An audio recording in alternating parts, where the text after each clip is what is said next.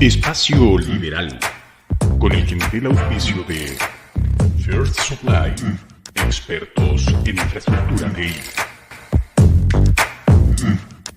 Manutar Estudios, porque la publicidad en tiempos de crisis no es una opción. Presentan Espacio 101.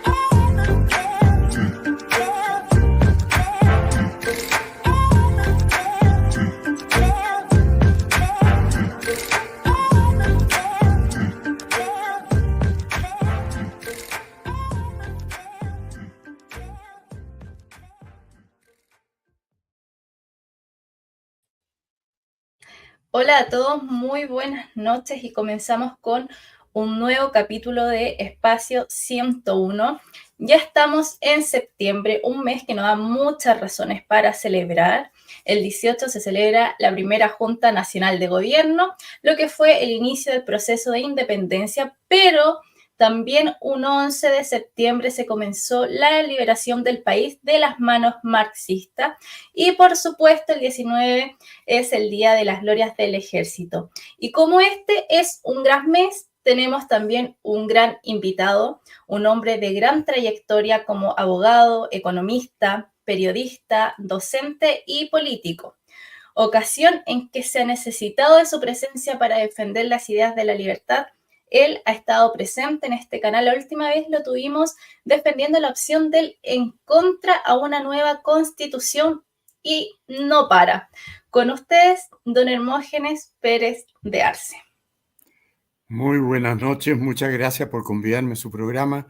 Es un agrado para mí participar, sobre todo en este mes, con todas las ocasiones memorables que tiene en Chile desde siempre el mes de septiembre, porque si examinamos la historia, vemos que hay varios 11 de septiembre y varios 4 de septiembre, y desde luego desde un comienzo el 18 de septiembre. Así que encantado de partir con usted y comentar los asuntos de actualidad.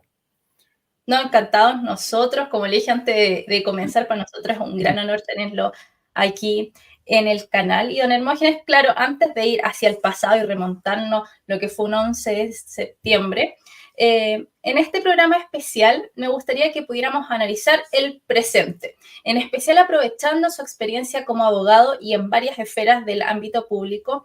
¿Qué le ha parecido el escándalo del caso Hermosilla, que refleja que la corrupción del sistema judicial, que ya obviamente sabíamos, pero además se revelan varios nexos y acuerdos entre el abogado Luis Hermosilla con diferentes círculos de poder en el país, tanto privados como públicos? Bueno, la verdad es que él como profesional tenía bastante éxito, por eso era recurrido por personas de distintas ideologías, porque cuando se trataba de ganar un juicio o de obtener algo, este hombre tenía especiales habilidades. Ahora lo que sucede es que cuando se conoció el audio que ha arremetido a la opinión pública, ahí se demostró que esas habilidades consistían fundamentalmente en practicar el cohecho y el soborno. Claro. Y entonces eso ha sido lo que ha escandalizado al país. Y yo tengo que decir que en mi vida he visto muchos episodios similares a los que se han revelado aquí, en los cuales uno sospechaba que intervenían esos pagos indebidos. Y, Claro. y en este caso lo que pasa es que han quedado confesados, porque el audio, la virtud que tiene, es que ellos mismos, las personas que incurrían en esta práctica, por su propia confesión, han reconocido lo que hacían. En ese sentido, yo considero que el audio es más importante que todo lo que se pueda escribir o descubrir en el teléfono de Luis Hermosilla, porque las personas ya cuando hablan por teléfono saben que quedan unos registros, así que se cuidan más. En cambio, ese audio fue realizado en una conversación en que todos creían que no estaba siendo grabada y decían lo que realmente pensaban y lo que realmente pasaban. Así que yo no creo que en el teléfono descubran cosas más graves que las que se han conocido en el audio. Lo que sí el teléfono va a mostrar cuál es la extensión de las influencias o relaciones que tenía Luis Hermosilla Y yo creo que en ese sentido podemos hablar de una persona que era transversal, porque ayer o anteayer grabé un programa con Johannes Kaiser, por ejemplo, en que él reprodujo una escena en que Miguel Crispi, del segundo piso del gobierno del presidente Boric, está como un poco amenazando a las personas que lo están investigando y que están tratando de someterlo a alguna clase de interrogatorio o de sanciones por actuaciones de él. Y él les advierte con un aire de un poco de amenaza, le dice: mi abogado es Luis Hermosilla, como diciendo, tengan cuidado. Claro. Entonces, esta es una persona que ha ejercido a través de todo el espectro político y que su función es obtener cosas que los demás no obtienen, lamentablemente obteniéndolas de manera ilícita, o sea, principalmente recurriendo al soborno y al cohecho. Así es, eso es tremendo, sobre todo mencionar lo que dice usted, que trabaja de manera totalmente transversal.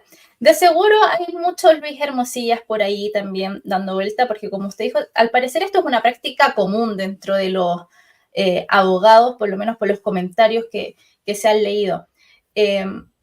Por lo visto, el sistema de justicia es bastante común estos casos, pero uno va a la otra área y dice, bueno, ¿y cómo podemos solucionar esto? ¿Cómo se puede frenar el avance de la corrupción en el sistema judicial, en la política, en las diversas áreas que nos afectan a nosotros?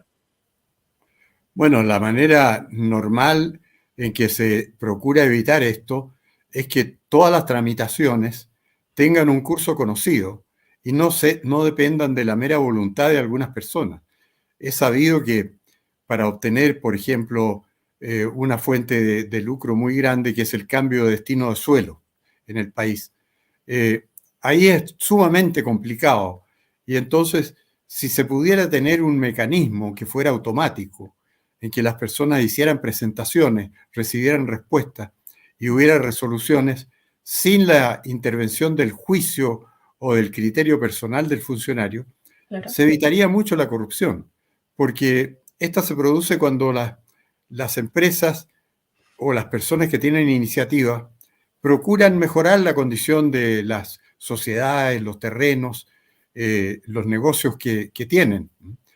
Y ahí es donde se ve la realidad. Y la realidad, por la experiencia que yo he tenido, se presta mucho para la corrupción. O sea, hay muchas exigencias que sufren las personas que fundan empresas, que las personas se convencen de que provienen nada más que de corruptela. Obligaciones que los hacen cumplir, por ejemplo, para darles una patente municipal, son muchas veces absurdas. No quiero entrar en ejemplos, pero yo he sufrido esas situaciones en que obligan a comprar cosas que no son necesarias y uno sospecha que ahí hay un negocio asociado al funcionario. El funcionario dice, usted tiene que poner tal cosa. Uno sabe que eso es inútil e innecesario, pero de ahí desprende uno que el funcionario está recibiendo un porcentaje de lo que le obligan al peticionario a comprar. Entonces, todo esto está muy extendido en el sector público. Es muy conocida la práctica de que si a uno le demoran mucho un trámite y llega con un billete debajo del papel, el trámite sale más rápido. Todos tenemos muchas historias que contar y que conocer. Desde revisiones técnicas que se pueden obtener en otras partes que no son las plantas de revisión técnica, eso también es conocido. Y sucesivamente, cuando hay dificultades burocráticas, surge la tentación de recurrir a la coima, o sea, al soborno. Y eso es lo que el audio de Hermosilla demostró que era como una práctica habitual de ellos, y que representaba posibilidad de conseguir cosas imposibles, porque en ese audio quedaba constancia de un señor que tenía que pagar 3.000 millones de pesos de impuestos y terminaba pagando cero, siempre que hubiera accedido a darle coimas a funcionarios de impuestos internos y la Comisión del Mercado Financiero.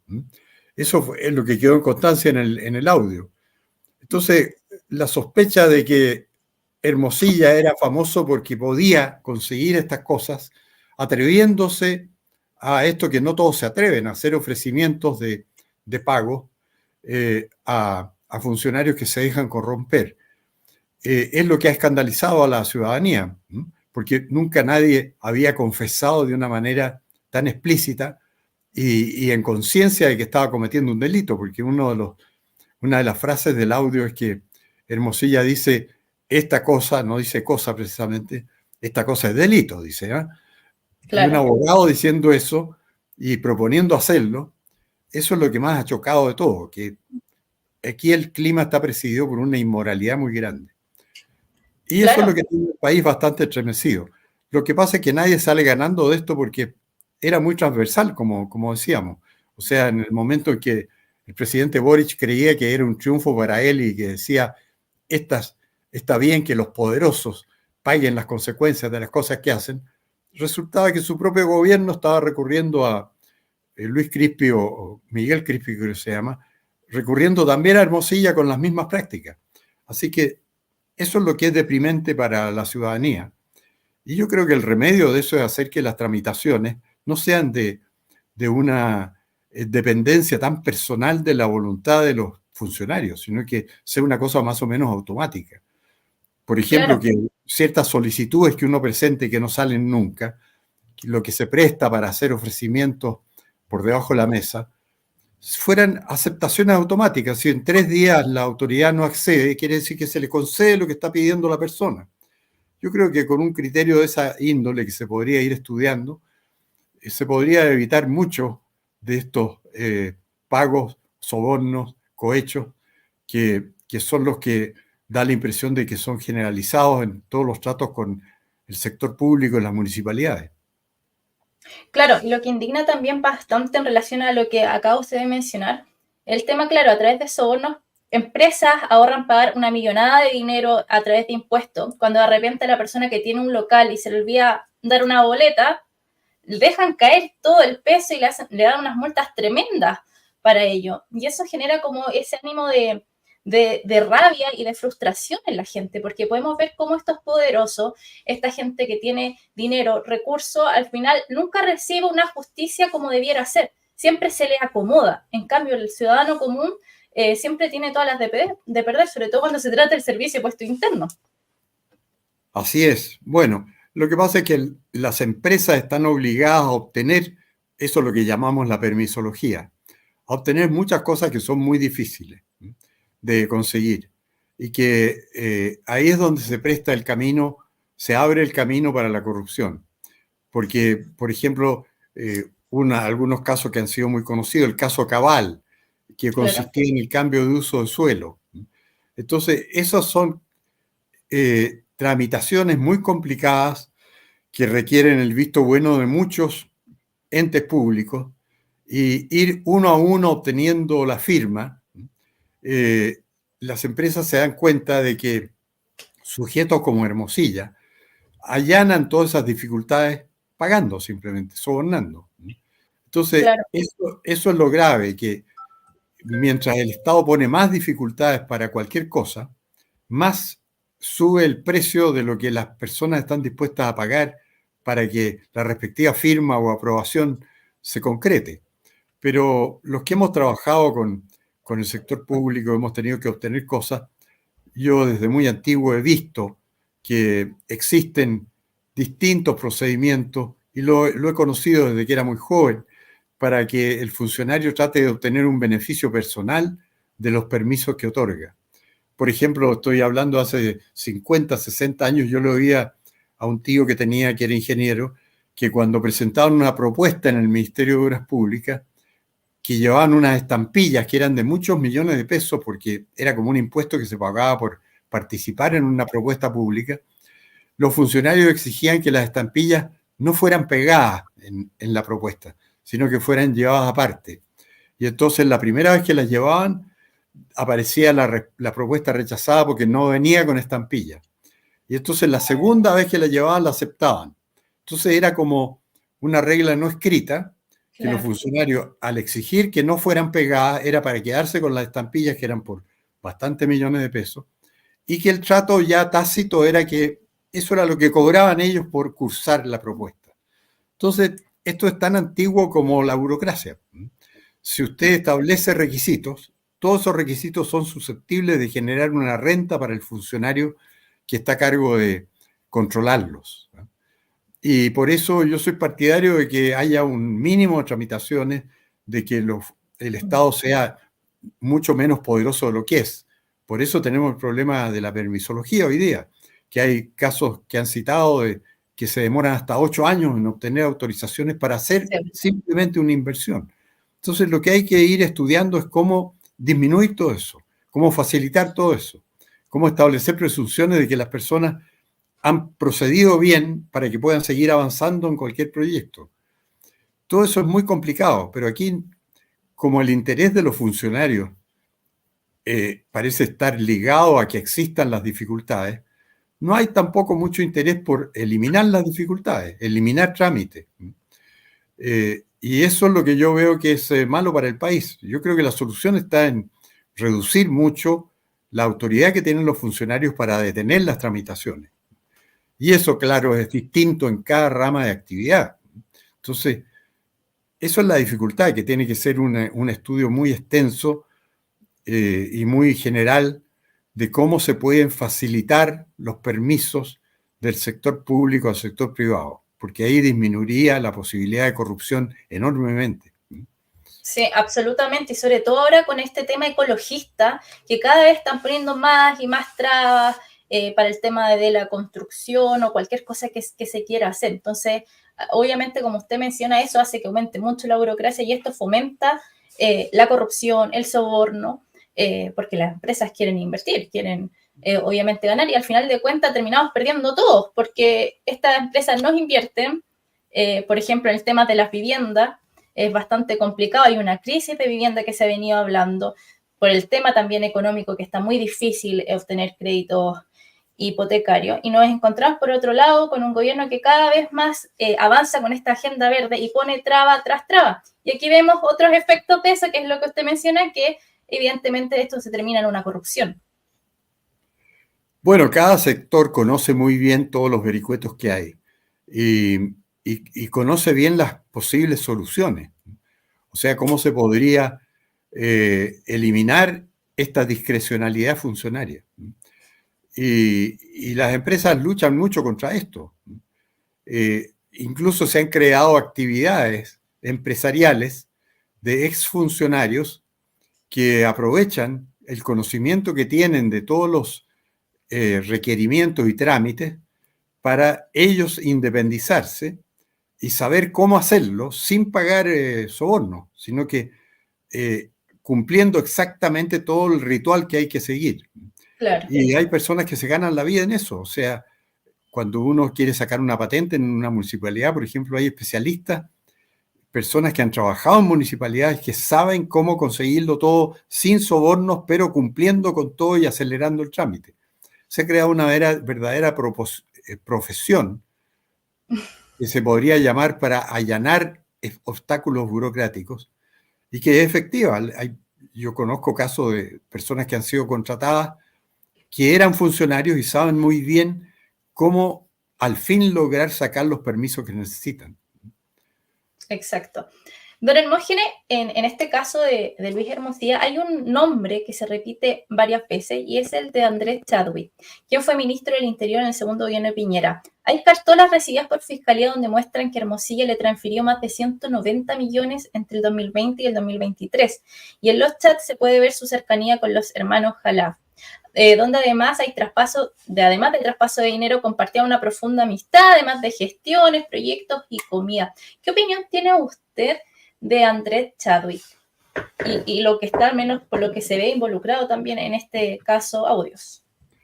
Bueno, no es deseable tener un amigo como Luis Hermosilla, da sus propias confesiones, pero los pagos que le puede haber hecho pueden corresponder a servicios profesionales. O sea, si le ha pedido a Andrés Chadwick distintos servicios, informes o tramitaciones o juicios, y se los ha pagado, porque Andrés Chadwick se ha defendido diciendo que él extendió las boletas de honorarios por esos cobros.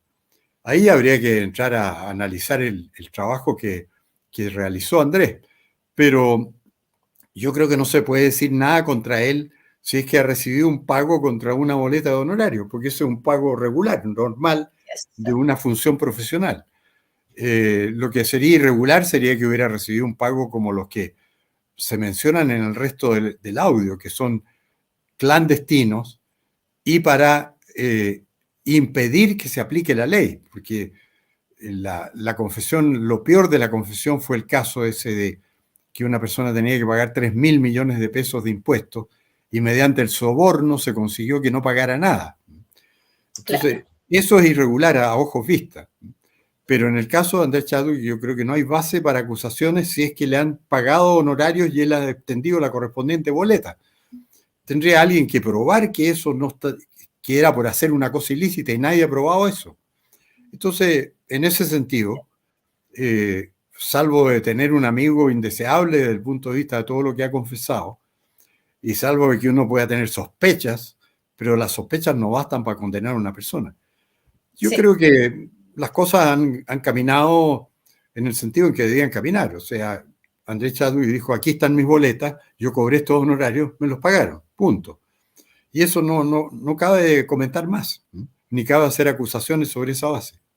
perfecto. Don Hermógenes, yo mencioné igual a Andrés Chadwick porque él tuvo un pasado en la juventud pinochetista, él tuvo su versión pinochetista porque como dice cierta frase típica de los políticos, estos son mis principios y si no les gusta, tengo otro. Él después como que reniega de esto, pero era uno de los 77 jóvenes que incluso estuvo en este acto de Chacarillas, donde llevaban una antorcha, creo, una bandera, y estaban lo más felices con el gobierno militar, pero que con el tiempo después reniegan de esto. Y yéndome un poco de eso y aprovechando que estamos en septiembre, ¿qué opinión tiene usted de estos políticos que en un inicio forjaron su carrera como Andrés Chadwick siendo pinochetista, pero después se desligan y se alinean con la izquierda dentro del discurso y reniegan de la verdad histórica?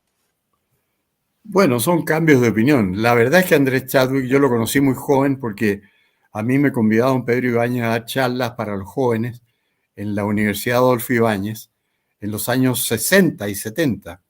Y ahí yo me acuerdo de haber conocido a estos jóvenes recién llegados a la política, saliendo de la educación escolar y entrando recién a la universidad.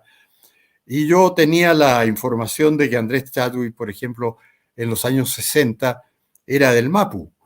Entonces era una persona en su juventud de izquierda. Claro. Después el cambio de postura que se le registró en él fue que fue una persona formada cerca de Jaime Guzmán, que pasó a adoptar el ideario de derecha, pasó a la UDI, pasó a ser uno de los que llamaban coroneles en la UDI, y cuando la UDI apoyó a Sebastián Piñera, que era un político del otro lado también, porque Sebastián Piñera era la oposición a Pinochet, pero con las vueltas que da la política pasó a ser en la UDI un partido muy favorito de Sebastián Piñera, que era completamente distinto de Augusto Pinochet. Y en todos esos tránsitos, Andrés Chadwick iba cambiando también. Entonces, Andrés Chadwick en el gobierno de Piñera, que además era su primo, ocupó el cargo de ministro del Interior, y en el primer gobierno de Piñera él renegó del gobierno militar, se le criticó mucho, porque él había sido una de los pilares juveniles de la gente del grupo de la UDI que más apoyaba a Pinochet, el juramento de Chacarillas, que fue un acto solemne, él participó. Entonces, bueno, las vías de los políticos son así, imagínense, del MAPU a la UDI, UDI gobierno militar, de la UDI gobierno militar a UDI Piñera, que es otra cosa completamente distinta, porque si hubiera estado vivo Jaime Guzmán, yo creo que jamás la UDI habría apoyado a Piñera, pero los demás eran más flexibles. Y tuvimos finalmente al más duro de la UDI, que era Longueira. Después lo vimos votando a prueba, incluso en el primer plebiscito, donde la gente de derecha toda votó rechazo, y perdió en esa ocasión. Bueno, se registran en las personas todos estos cambios bastante inexplicables, y está en la naturaleza humana. Tener una sola línea es muy difícil. Yo he tratado de tener una sola línea y por eso siempre he estado en la misma posición. Yo siempre he sido partidario del gobierno militar. Participé en el acta de la Cámara de Diputados del 22 de agosto del 73 llamando a los militares a poner término a la situación. Así que estuve en esa postura desde un principio, siempre he tenido una postura de derecha sin apellido. Entonces, observo que otros cambian mucho de posición. Y bueno, de hecho, el mismo Sebastián Piñera, él era un candidato del no, es decir, un adalid del no a Pinochet. Y después pasó a ser prácticamente el presidente de los partidos que se crearon bajo el régimen de Pinochet, que fueron la UDI y Renovación Nacional. Entonces, en la política se registran estos cambios de postura con mucha frecuencia. Y por la vía inversa, por ejemplo, hoy día tenemos a Óscar Guillermo Garretón, que es un empresario que opina mucho en política y opina de una forma muy moderada y procapitalista. Y él era del Mapu más extremo en tiempos de Allende, y era un allendista furibundo, y ha cambiado completamente de opinión. Son cosas normales dentro de la evolución de las personas, a veces lo pueden fundamentar bien, a veces simplemente decían, antes yo estaba equivocado, ahora estoy en lo cierto, pero yo lo que encuentro indeseable son los cambios de opinión cuando no son justificados ideológicamente, o sea, cuando uno cambia de opinión porque visiblemente tiene una alternativa mejor, cualquiera se lo explica, sería de burro no cambiar de opinión. Claro. Pero hay personas que se han ido de la derecha, que es la que representa en todo el mundo los gobiernos más exitosos y con más crecimiento. En particular, el gobierno militar chileno es considerado en todo el mundo como un modelo muy exitoso, y por eso hay un filósofo inglés que dice, que se llama Neil Ferguson, que dice que los primeros que pusieron en práctica una economía libre en un gobierno integralmente fueron los militares chilenos. Y después, dice, vinieron Thatcher y Reagan, o Reagan y Thatcher, porque ellos vieron que funcionaba en Chile. Chile obviamente no era una potencia mundial, no era una cosa que estuviera en todos los titulares de todos los diarios. En Europa escasamente saben que existimos, pero se dieron cuenta de que era un modelo de funcionamiento de sociedad libre que tenía éxito. Entonces eso estimuló mucho a Thatcher y Reagan a hacer lo mismo en sus países muy importantes y fundamentales como Gran Bretaña y Estados Unidos. Entonces esa fue una importancia ideológica muy grande que tuvo el gobierno militar chileno, que fue un precursor en todo el mundo. Y yo siempre he defendido esa idea, porque acá en el fondo fue gracias a la intuición de Augusto Pinochet. Porque ¿por qué él se inclinó por eso? Porque él era un hombre visceralmente de derecha, siempre lo fue.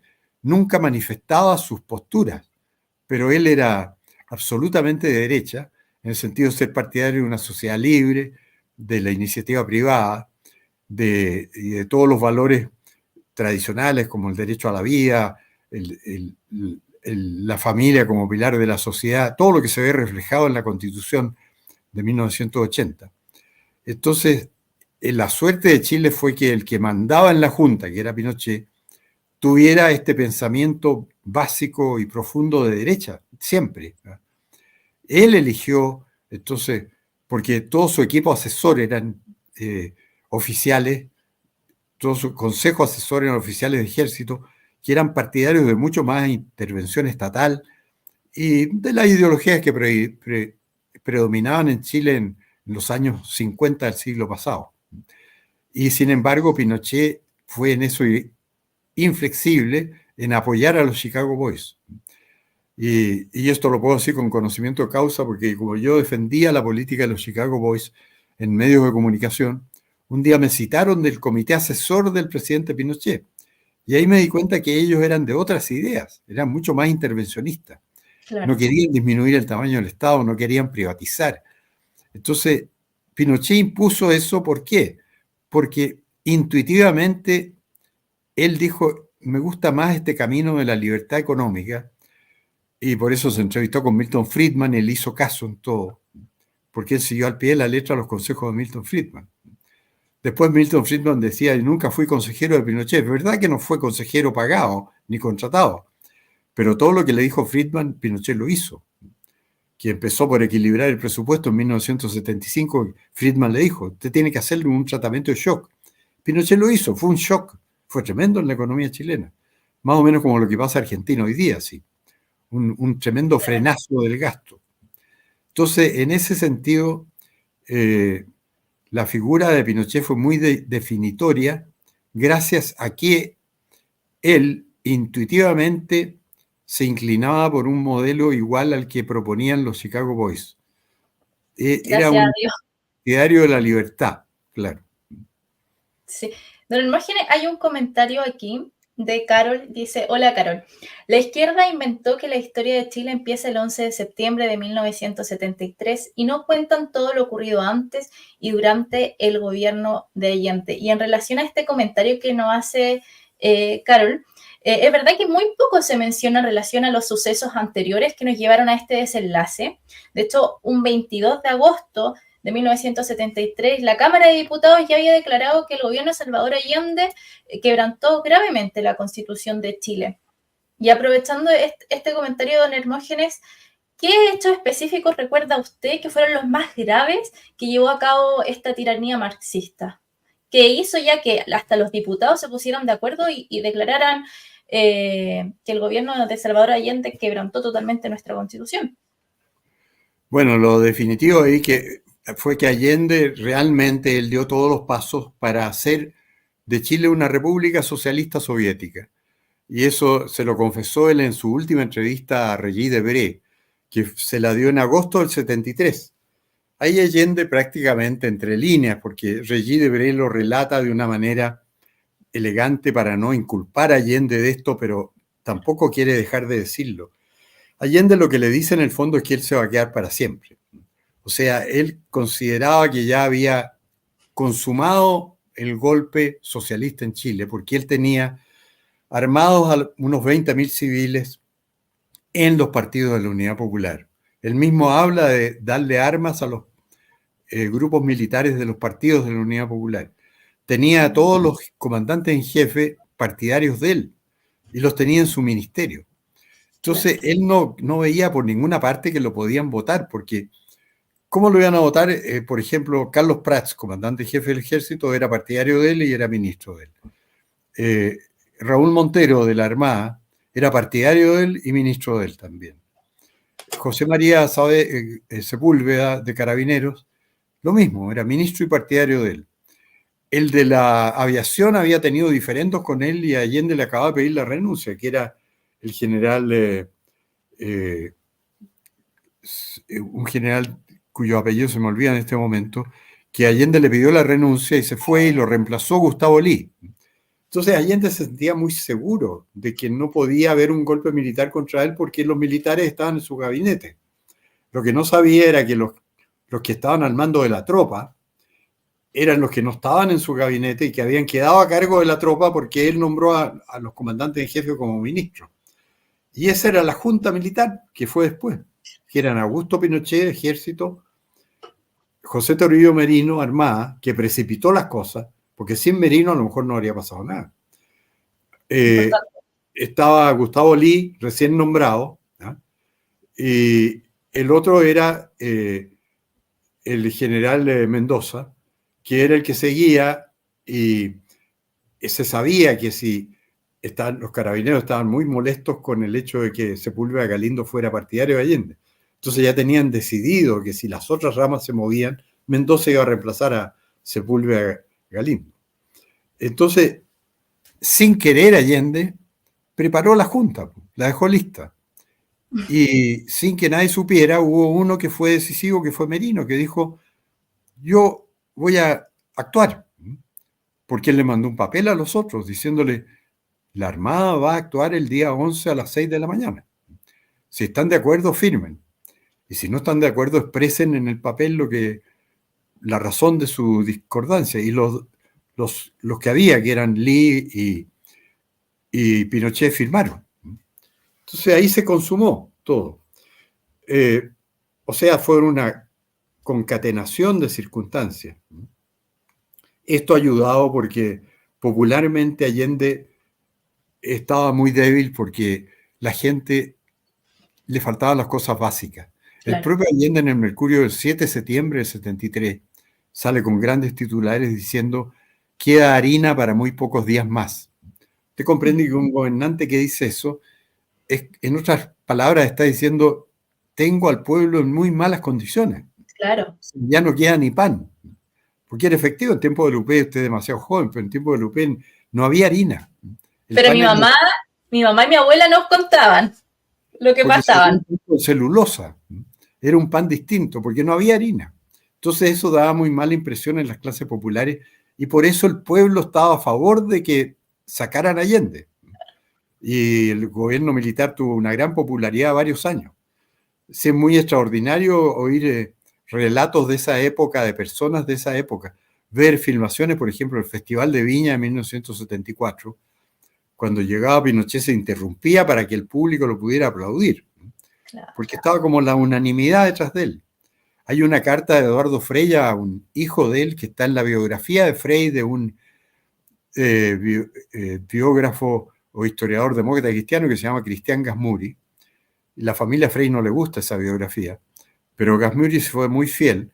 Y ahí pone una carta donde Eduardo Frei le relata a un hijo que está en el extranjero que en el año 78, fíjese todavía, él había ido a un partido de Chile-Perú en el Estadio Nacional y que él se había ido a una tribuna lateral donde la gente lo había tratado con mucho respeto y mucho cariño, pero le dice al hijo, en el momento en que se anuncia el ingreso del presidente de la Junta, Augusto Pinochet, todo el estadio se puso de pie como impulsado por un resorte, con esas palabras, y estalló una gran ovación. Eso no podemos negarlo, dice, y esas circunstancias son las que tenemos que enfrentar. O sea, él reconocía que el 78 el público espontáneamente le expresaba su apoyo a Pinochet. Entonces, bueno, eso fue cambiando después paulatinamente. No mucho, porque yo creo que para el plebiscito del 88 Pinochet lo tenía ganado. Pero aquí en Chile se registró un fenómeno que pocos lo mencionan, porque demuestra, entre otras cosas, que el Pinochet no era un dictador totalitario, porque acá los países de Europa y Estados Unidos le dieron toda la plata que quiso a la oposición al no. Claro. Y si no hubiera sido por eso, yo creo que el no habría ganado.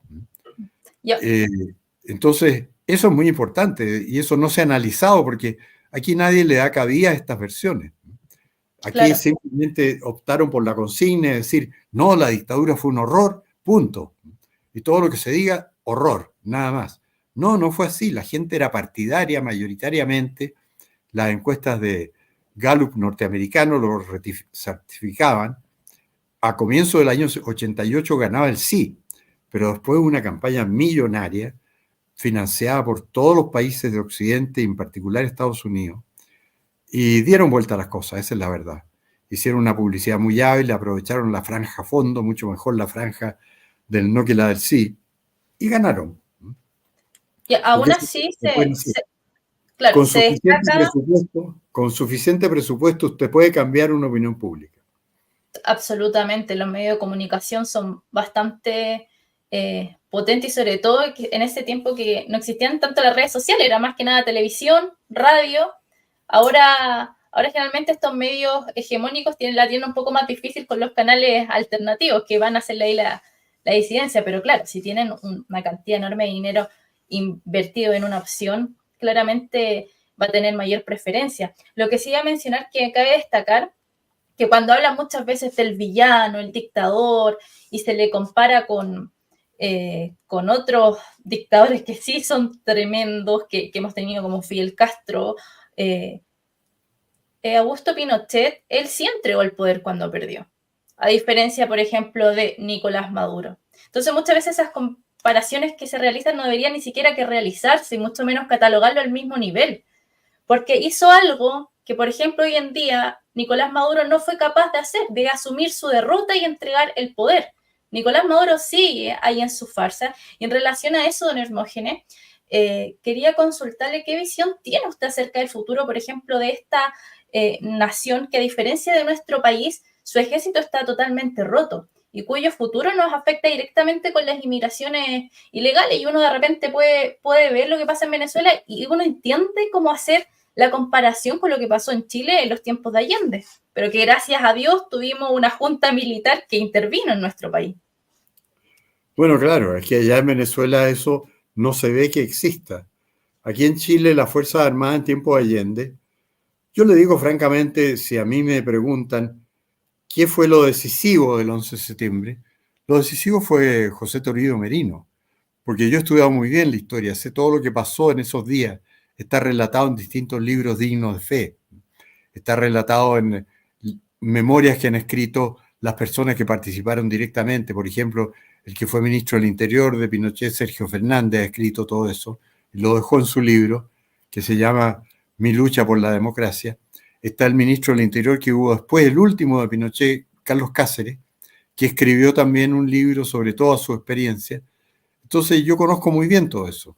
Y estuve cerca de esos procesos porque me nombraban en comisiones, estos dos ministros me nombraron a mí en comisiones para ir preparando la llegada de la democracia plena, que era lo que contemplaba la Constitución del 80 a partir del plebiscito presidencial.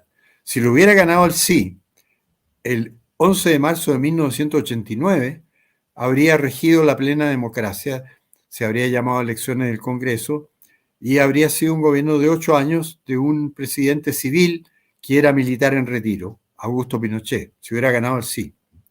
Como ganó el no, se postergó un año el regreso a la plena democracia, y por eso fue el 11 de marzo de 1990 y las elecciones del Congreso se hicieron en diciembre del 89. Y las presidenciales también. Entonces ahí se eligió un presidente civil.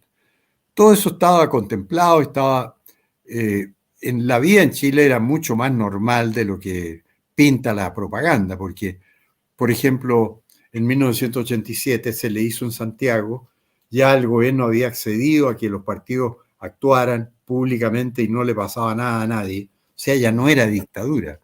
Era la presidencia de Augusto Pinochet bajo el articulado transitorio, 81-89. Le rindieron un homenaje a Salvador Allende en el Teatro Cariola, tremendo homenaje, toda la izquierda, cantaron todas las canciones que quisieron, se llenó el Teatro Cariola, nadie les hizo nada y se fueron para su casa. Ahora no se le puede rendir un homenaje a Pinochet en ningún teatro porque van los comunistas y funan a la gente y le pegan, en fin. A mí me ha pasado, por eso lo digo. Hay que arrancar en un bus de carabineros bajo una lluvia de piedras de los comunistas. Hay personas que han quedado heridas por eso. Entonces, había mucho más tranquilidad y bastante democracia en el país. Había diarios de oposición, como el diario La Época, autorizado por el gobierno, el diario Fortín Mapocho. La revista que más circulaba era Hoy, de oposición, pero había mucho más revistas de oposición que de gobierno. La única revista de gobierno que había se llamaba Arcilla y era bastante buena, pero frente a esa estaba Hoy, que vendía más, estaba APSI, Análisis, Cauce, La Bicicleta, eran no menos de 10 revistas.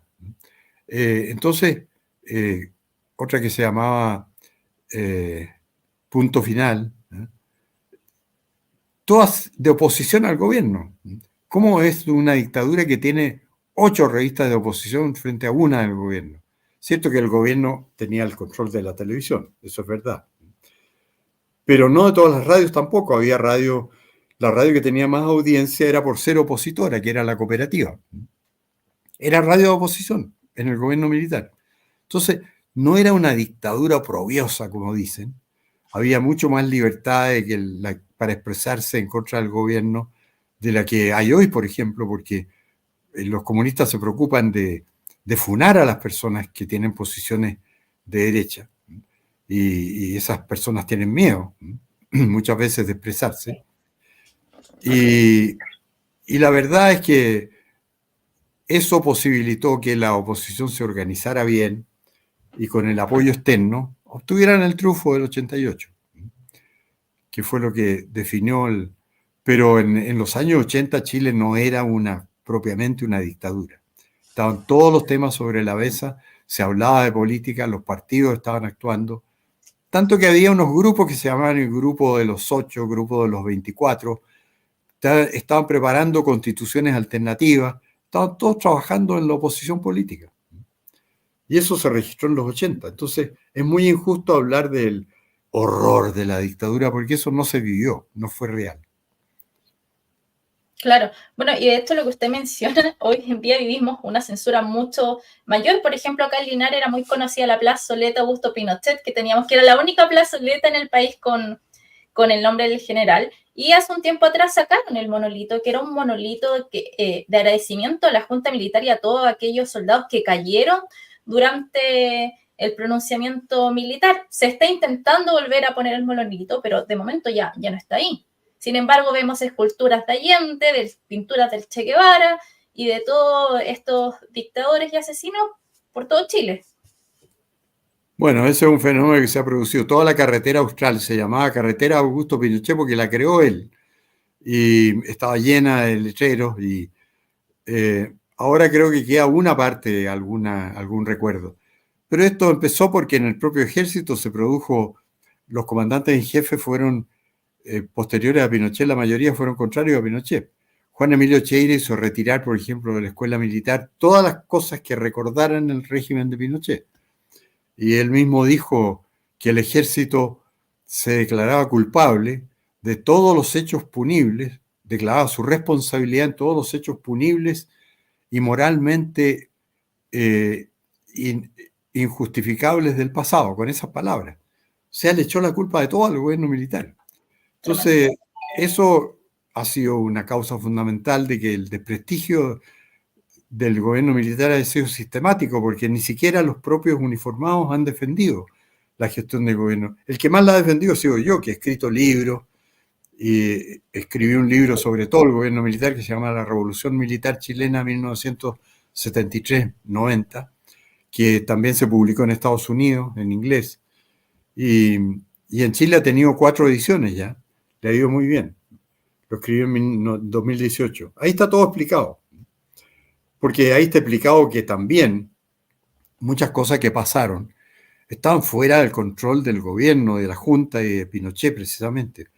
Y por eso nunca se le ha podido a él acusar con fundamento de algún delito. Ninguno, no tuvo participación en ningún delito. Y también en todo lo que es la administración de sus bienes, nunca se ha podido probar lo que decían, que tenía una enorme fortuna. No era verdad.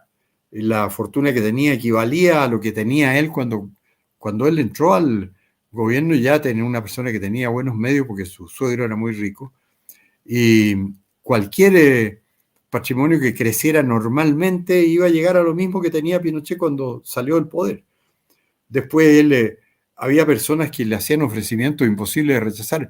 Vino a Chile el dueño del Banco Riggs, que es un banco norteamericano. Era muy partidario de Pinochet, Mr. Albritton. Pidió conversar con Pinochet y le dijo: general, para después de su gobierno, yo le ofrezco depositar en mi banco y yo le garantizo las mejores inversiones y la mejor rentabilidad. Y la verdad es que la mayor parte de la plata que ganó Pinochet después de ser presidente fue por eso que llegó al Banco Riggs. Y nunca Pinochet tuvo ninguna necesidad de quedarse con gastos reservados ni nada, porque bastaba que él levantara un dedo y le daban toda la plata que quería. Tanto así que cuando le iniciaron juicio por esta supuesta fortuna, mala vida, decían, le liquidaron a él un impuesto como de 10 millones de dólares. El impuesto. Él no tenía eso en todo su patrimonio. Y como no lo tenía, se lo pidió a los particulares. Y en poco tiempo o pocas semanas se lo juntaron. Y consignaron en el juicio el impuesto que le cobraba el gobierno sobre una fortuna que no existía. O sea, que en la realidad, cuando se haga una cuenta, los chilenos le van a haber robado, como país, le van a haber robado mucho más a Pinochet que lo que ellos dicen que él se habría robado. Porque se han quedado con plata que era bien habida de él y que sin embargo se le han embargado y se ha pasado a manos del Estado. Lo han hecho pagar un impuesto de 10 millones de dólares cuando él no tenía ni siquiera 7 millones de dólares realmente, por cálculos imaginativos, imaginarios. Claro. Y cuando tuvo que juntar esa plata, la juntó en días, en semanas. Pablo Rodríguez la juntó en el juicio y la consignó. ¿Por qué? Porque la gente estaba dispuesta a darle todo a Pinochet. Entonces, no era un tema de que él tuviera Él bastaba que levantara un dedo y le daban lo que pedía. Yo estuve presente en conversaciones con dos hombres de los más ricos de Chile, en que uno le decía al otro, en 1990, tenemos que preocuparnos de juntarle un fondo al general Pinochet porque le van a quitar todo lo que tiene. Entonces, él va a tener que vivir bien y su familia con lo que nosotros juntemos, estando los dos de acuerdo. Y puedo dar los nombres.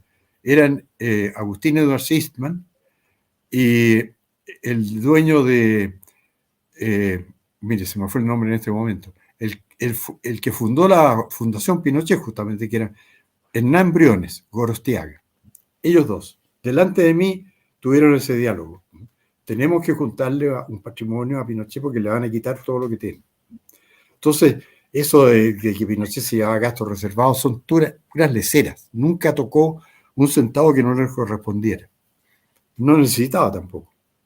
Claro, totalmente. Bueno, quería también mencionar en relación a lo que se había comentado de cuando la izquierda pinta la época de la dictadura como la época más oscura de Chile, como que caímos en las manos del opresor, como si no sé, no nos hubieran salvado de una tiranía marxista, como si nos hubieran sacado del paraíso y nos quisieron llevar al infierno con esta dictadura. Pero uno cuando conversa con sus padres, con los abuelos, uno les dice, ¿sabes qué? En dictadura, o en dicta blanda, como le quieran llamar, vivíamos mucho más tranquilos que lo que vivimos en el Chile de hoy de democracia. Me decían, hoy en día uno ve periódico, uno tiene asesinatos, violaciones, secuestros, sicariato, uno tiene miedo de salir en la noche. Y sin embargo, en la época del gobierno militar, podíamos estar tranquilos. Sabíamos que no nos iba a pasar nada, al menos que uno anduviera metido en cosas raras. Bueno, eso es evidente, porque ayer salió una carta en el diario, o a lo mejor hoy, de la alcaldesa de Vitacura, relatando de un sujeto que ha cometido toda clase de delitos y siempre va quedando en libertad. Era como 5 delitos que había cometido. Después de haber estado preso, lo ponen en libertad y le dicen que queda con arresto domiciliario, no lo cumple, sale a cumplir delitos. Y ella pregunta, ¿hasta cuándo? Eso es lo que pasa, que ahora todos los delincuentes están en la calle, que no los meten presos. Los que participan en encerronas y se quedan con autos, les dicen que son un delito de receptación que tiene una pena muy baja y los dejan en libertad. En el gobierno de Pinochet lo que se hacía era a todos los que tenían orden de detención, les pedían los papeles, cuando se comprobaba que tenían orden de detención, iban presos. Entonces, lo que expresaron en el lenguaje de las poblaciones, que me lo han dicho a mí, los patos malos estaban todos presos, dice. Entonces las poblaciones vivíamos mucho más tranquilos. Y por consiguiente en todos los demás barrios también. Eso es una realidad. Pinochet terminó con la delincuencia, terminó con el terrorismo, porque estaban derrotados los terroristas, estaban presos. Había cerca de 1000 terroristas presos cuando él dejó el poder. Elwin los puso a todos en libertad. Entonces, obviamente el país era mucho más tranquilo bajo el gobierno de Pinochet que bajo el gobierno del señor Boric actual. Un país en que la gente tenía tranquilidad para andar por las calles, las señoras podían salir con una cruz de oro si querían en el cuello y andar por Providencia y no les pasaba nada. Ahora, ¿cuánto le dura una cruz de oro a usted en una calle? 2 minutos. No.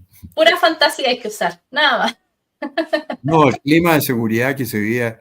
Ahora es cierto que mucha gente, no diría mucha, pero hubo personas que cometieron actos que estaban absolutamente fuera del control del gobierno, sobre todo en los primeros días. Por ejemplo, se comenta mucho la muerte de Víctor Jara. Eso era absolutamente innecesario. No había ninguna necesidad de matar a Víctor. ¿Por qué lo mataron? Hasta hoy no me lo explico. Hay varias personas presas por eso. Entre ellos uno que se suicidó porque dijo que era inocente y se suicidó porque él dijo, yo nunca le disparé a Víctor Jara porque yo estaba a cargo del perímetro del Estadio Chile, nunca entré al Estadio Chile, entonces no podía haber matado a Víctor Jara. Creo que se llamaba un general o oficial Chacón. Se suicidó cuando lo metieron preso y le dijeron, ya, de aquí no sale más por haber matado a Víctor Jara. Entonces, pero mataron a Víctor Jara. Eso es injustificable. ¿Por qué? Si lo que se trataba era que lo sometieran a proceso. Y en muchos casos pasó así, en el caso de la comitiva de Arellano, que le echaron la culpa a Arellano, pero no fue Arellano, fue un segundo de la comitiva que fusiló como a 70 personas en 3 días. Eso estaba completamente fuera del conocimiento de la Junta y hasta el propio Arellano. Se produjo nomás. Entonces, por ejemplo, en La Moneda había 23 asesores civiles, entre los cuales había compañeros de curso mío en leyes, que eran de izquierda, asesores de Allende. Me acuerdo de uno que se llamaba Arsenio Pupán, que era muy socialista, pero muy inteligente. Estos se los llevaron a un regimiento en Peñalolén y los fusilaron a los 23, al día siguiente, el 12 de septiembre. ¿Con qué sentido? No sé. Después trataron de hacerlo desaparecer, de esconderlo. Eso no fue orden de nadie. Fue una decisión ahí de un oficial de terreno, digamos. La Junta no supo. La Junta no. Pinochet no debe haber sabido cómo explicar eso. Nadie sabía. Entonces, esas cosas son incontrolables cuando se produce una revolución. Hay gente que actúa por su cuenta y por eso es cierto que hubo excesos, pero son no de responsabilidad de la Junta ni de Pinochet, sino de personas que se encontraron con mando y no tuvieron la autoridad para impedir que se cometieran abusos o cometieron abusos. Ahora ya Claro. más o menos se saben todos los nombres de los que los cometieron. Don Hermógenes, hay nuevos partidos que se están empezando a formar y algunos se declaran abiertamente defensores de la Junta Militar, como el Partido Nacional Libertario de Johannes Kaiser. ¿Qué opinión tiene usted acerca de este partido? ¿Ha mejorado su relación con Johannes? Porque me acuerdo la otra vez que estuvimos acá, habíamos comentado un impasse que tuvo, de hecho, con él por el tema del en contra y el a favor. Bueno, claro, ahora yo soy partidario de Johannes, que es candidato presidencial, que es el único que marca en las encuestas.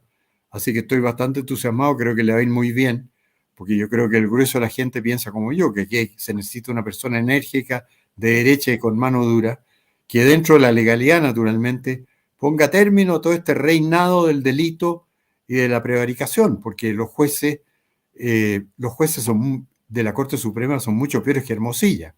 Aquí todo el mundo está escandalizado con Hermosilla, pero los jueces de la segunda sala de la Corte Suprema son peores que Hermosilla porque le sacan plata al fisco de una manera vergonzosa y completamente ilegal. Completamente ilegal. Y se están produciendo sentencias preocupantes. Por ejemplo, ahora yo estaba preocupado en la tarde porque vi en un programa de televisión que me convidaron, vi la señora de un carabinero actual que lleva 4 años preso y le quedan 3 años, todavía que lo condenaron a 7 años, porque le disparó a un sujeto que estaba incendiando y tomándose una comisaría. Y eso es perfectamente legal. Hay un artículo del Código de Justicia Militar que declara que son completamente justificados los usos de las armas por parte de carabineros cuando están cumpliendo una misión de orden público. O sea, una causal de exención de responsabilidad. Eso lo dice el Código de Justicia Militar. Y sin embargo, los jueces no le hacen caso, condenan a 7 años al carabinero y al individuo que se estaba tomando la comisaría, que resultó herido por el carabinero, después hasta le han dado pensión, lo han indultado. Entonces, no me cabe en la cabeza eso, que los que por obligación tienen que mantener el orden público y usar sus armas, cumplan pena de 7 años, mientras los delincuentes reciben pensiones y son perdonados. Entonces, así no vamos a arreglar el problema, se va a ir agravando. Yo creo que la gente se ha dado cuenta de eso y por eso va a votar por candidatos de derecha. Yo creo que los candidatos de derecha le va a ir muy bien en esta elección. Claro, con lo que mencionaba también, recordar que también está a la venta el libro Infamia, que es el testimonio del capitán Patricio Maturana, que es relacionado con el caso de Fabiola Campillay, que lo acusaron y le dieron 12 años. 12 años de cárcel, habiendo bastante evidencia que el juez omitió, donde se podía dudar realmente si él fue el responsable o no. Esta persecución que han hecho de los carabineros, de Sebastián Zamora también, del comandante Claudio Crespo, es bastante preocupante. Y uno ve aquí de repente también el pago de Chile, porque lo vemos con los héroes del 73, que están hoy en día en Punta Peuco. Vimos la persecución que se le hizo después al general Augusto Pinochet, y también se le hace ahora a los carabineros. Pareciera que todos aquellos que en algún momento van a nuestra defensa, a proteger a los ciudadanos, a los civiles, después terminan siendo castigados. Y da un poco como de indignación. Yo sé que a muchos que nos están viendo indigna eso, cuando uno ve 12 años a un carabinero que entregó ahí su vida para tratar de calmar un poco a todo este lumpen que estaba destrozando nuestro país. Bueno, claro, si todo eso es completamente ilegal. Los jueces que dictan esa sentencia están cometiendo un delito, porque están fallando contra leyes expresas y vigentes. Eso es un delito que se llama prevaricación y está penado con 3 años y un día de presidio o relegación o reclusión en su grado mínimo. Y los jueces van a tener que responder algún día por eso. Y el Estado va a tener que responder por todas las condenas ilegales que han impuesto estos jueces en todos estos años. O sea, si aquí creen que esto se terminó ahora, no se terminó ahora, porque va a venir un cambio de corriente y el Estado va a tener que pagarle indemnización a todas las personas que ha metido injustamente a la cárcel por tratar de derrotar al terrorismo y a la delincuencia. Eso es muy grave lo que está pasando. Yo creo que va a tener una vuelta de tortilla en las elecciones, porque las elecciones van a ser un gran triunfo para los que defendemos la legalidad, defendemos el uso de la fuerza pública para aplastar a la subversión. Y yo creo que eso se va a reflejar en las elecciones tanto de ahora, de gobernadores y alcaldes, como en las de este otro año de parlamentarios y de presidente de la República. Yo creo que el presidente de la República que va a venir va a ser muy parecido a Johannes Kaiser, si es que no es él. Claro. Bueno, y ahí el presidente tiene la autoridad, si no me equivoco, de poder indultar a estos carabineros, que eran algunas de las cosas que se habían pedido o Por que se supuesto. estaban trabajando. Por supuesto, que fue la mayor traición de Elwin, porque Elwin, cuando había 1000 presos terroristas, los indultó a todos. Eso Claro. significó preparar el terreno para que hubiera en Chile una recaída como la que hubo.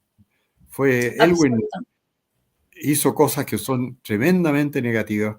Yo no me explico cómo hay gente de derecha que le rinde homenaje, porque sentó en el banquillo los acusados a los militares injustamente.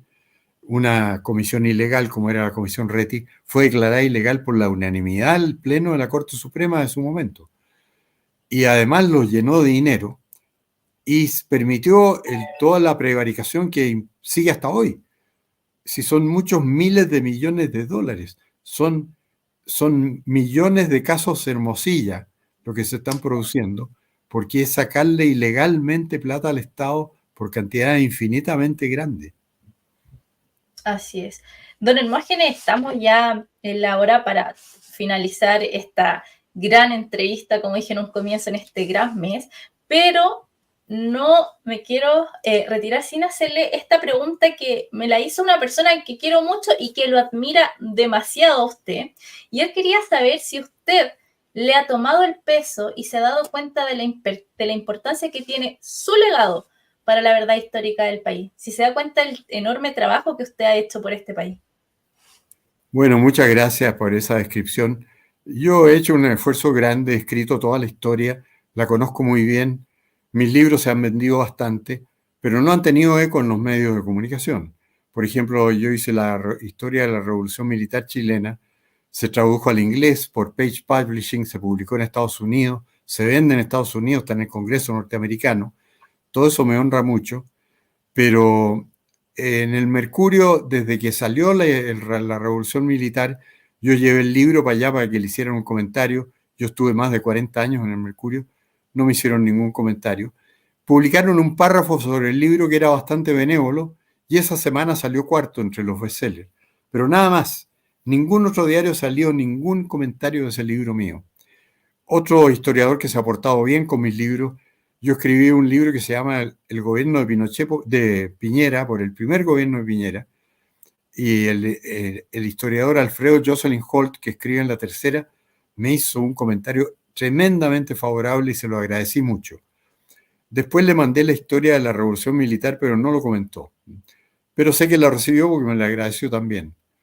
Entonces yo he ido tratando de sembrar esa semilla. Ahora esta semana, el lunes pasado, recibí una cosa que me llenó de emoción y orgullo, porque la Fundación Osvaldo Pérez Valdés y María Luisa Sañartu de Pérez, que da el premio, que la creó don Pablo Pérez Añartu, que fue ministro don Jorge Alessandri, da el premio Pablo Pérez Añartu todos los años y me lo dieron a mí este año.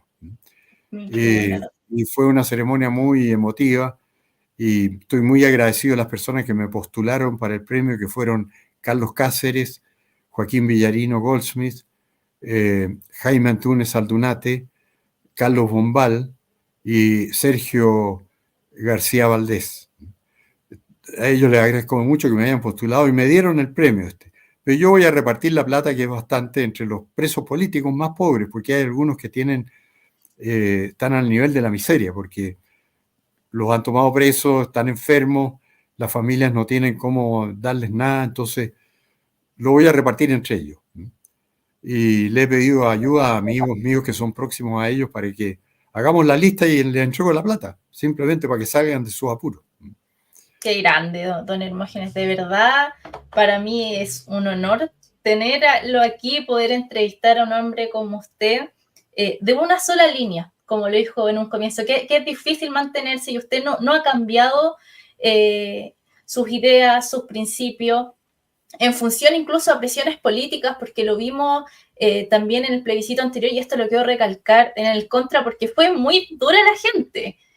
Fue a atacar directamente y sin embargo usted se mantuvo porque supo que lo correcto era rechazar una nueva constitución y así lo ha hecho a través de su trayectoria, siempre manteniéndose firme a sus convicciones y por eso para nosotros es un honor tenerlo aquí en el canal y hay mucha gente cercana a mí que lo admira muchísimo y por eso le quise hacer esta pregunta porque incluso para nosotros que quizás no estuvimos presentes cuando usted estuvo trabajando directamente en el gobierno de la Reconstrucción Nacional, conocemos, hemos visto su trabajo, su legado, y nos llena de orgullo poder contar con una persona como usted, don Hermógenes. Así que le agradezco nuevamente que haya podido estar aquí en el canal compartiendo con nosotros. Bueno, yo le agradezco a usted haberme convidado, ha sido un gusto estar, y en cualquier oportunidad pueden disponer y me avisan y conversamos nuevamente. Muchas gracias a usted y a todos los que vieron el programa. Buenas noches. Muchas gracias. Que esté bien. Buenas noches. Chao, chao.